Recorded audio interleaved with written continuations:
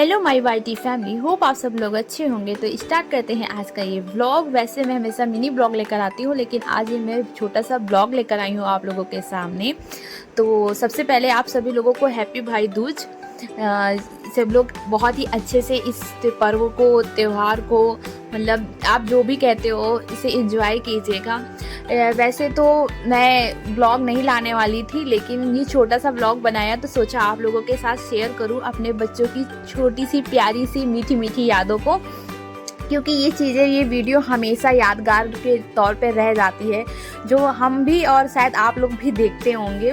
हम तो हमेशा देखते रहते हैं अपने इस वीडियोस को, क्योंकि मुझे तो बहुत ही अच्छी लगती हैं अपने बच्चों की ये छोटी छोटी प्यारी प्यारी हरकतों को।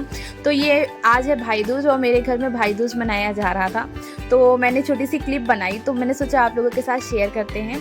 जो लोग नए लोग मेरे वीडियो को देख रहे हो तो प्लीज़ मेरे इस चैनल को लाइक कीजिएगा, मेरे चैनल को सब्सक्राइब कीजिएगा, वीडियो को लाइक कीजिएगा। तो स्टार्ट करते हैं ये व्लॉग।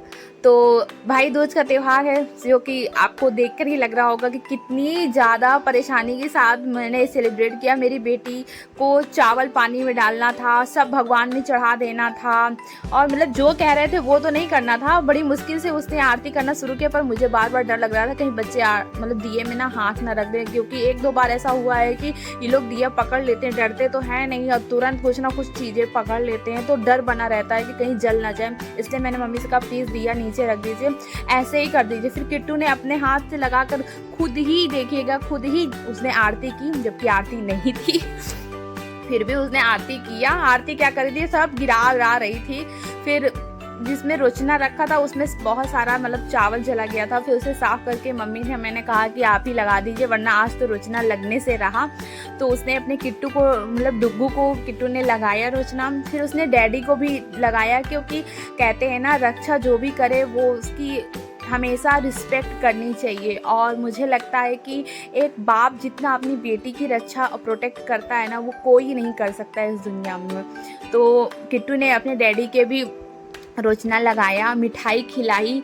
खिलाने से ज़्यादा तो उसे लग रहा था कि उसे पहले खिलाओ, फिर उसको भी किसी तरह खिलाया कि हमने कहा पहले मम्मी उसको भी खिला दीजिए। फिर यहाँ पे डैडी ने उनके कहा कि किट्टू को जाके पैसे दे दो। डुग्गू दे ही नहीं रहा था, क्योंकि अब वो उसके पैसे हो गए थे। फिर इसमें लेकर के किट्टू लड़ाई झगड़ा शुरू होने ही वाला था। मैंने कहा कि एक काम करिए, आप उसको अपने वाला दे दीजिए। वो दे ही नहीं रहा था, डुग्गू किसी भी कीमत में पैसे देने के लिए रेडी नहीं था। हमने कहा बेटा ले लो पैसे, पैसे तो मेरे ही हाथ में आने हैं तुम लोगों के। फिर उन्होंने किट्टू को भी पैसे दिए, तब जाके किट्टू शांत हुई, क्योंकि उनको भी पैसे चाहिए था, क्योंकि डुग्गू के हाथ में पैसा चला गया था। पैसे की इतनी इंपॉर्टेंस जानते नहीं हैं कि पैसा क्या होता है। बस हाँ ये है कि अगर डुग्गू के पास है तो किट्टू के पास होना चाहिए, और अगर किट्टू के पास है तो डुग्गू के पास होना चाहिए। दोनों में ये कंपटीशन तो रहता है कि जो एक के पास है वो दूसरे के पास होना चाहिए।